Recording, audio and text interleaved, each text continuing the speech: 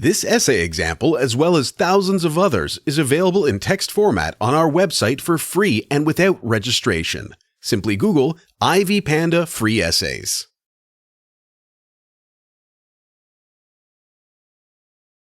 Introduction. Every time I walk into the library and pick out yet another great book, I cannot help but remember how it all started. When I was young, I loved books mostly because of their beautiful illustrations. I would often pick a book and admire its beautiful pictures of animals, children, landscapes, and the like. My parents noticed my love of books, and they would often pick the most colored one for me. All this changed when my Aunt Kate moved in with us when I was about 5.5 years old. At that time, Aunt Kate had just finished her degree in early childhood development. Her dream then was to be a children's book writer. It was my aunt who revealed the other side of books to me. Previously, my mom would pick a book and explain all the pictures and illustrations in it. My aunt, on the other hand, loved reading to me. She would passionately read to me, and the experience was unforgettable.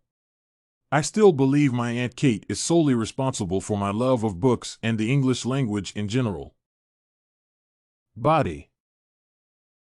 Every night my aunt would walk into my room with a book in her hands, and my world would come alive. She would narrate the story I had always wanted to know through the illustrations in those books. She would often smile every time I told her, "Read the one with the wolf and the girl."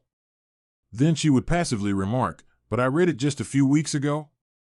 I often thought I was being a burden to my aunt, which is why I could not wait to grow up and be able to read for myself.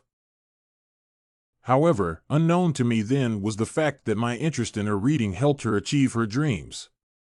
Now she has over a dozen children's books under her authorship. She has since revealed to me that I was her first audience and my opinions mattered a lot. Even when I was old enough to read, she still kept track of what I read and sometimes made a few suggestions. When I won my first spelling contest, she was in the audience cheering me on. She often insisted on reading all my English compositions. When I was 8 and thought it was time for me to read my first 1,000-page novel, all she did was smile.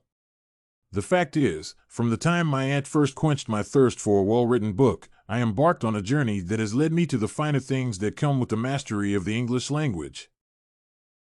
Conclusion. I have changed my career choice a few times in the course of my life. There was a time I wanted to write children's books like my aunt.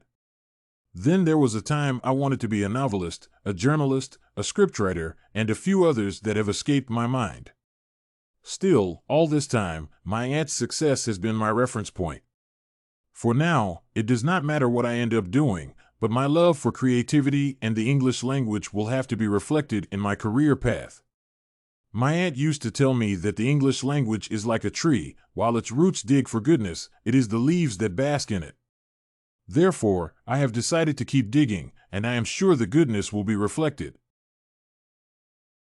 If you want to find more works like this essay on my inspiration for reading, head over to ivypanda.com.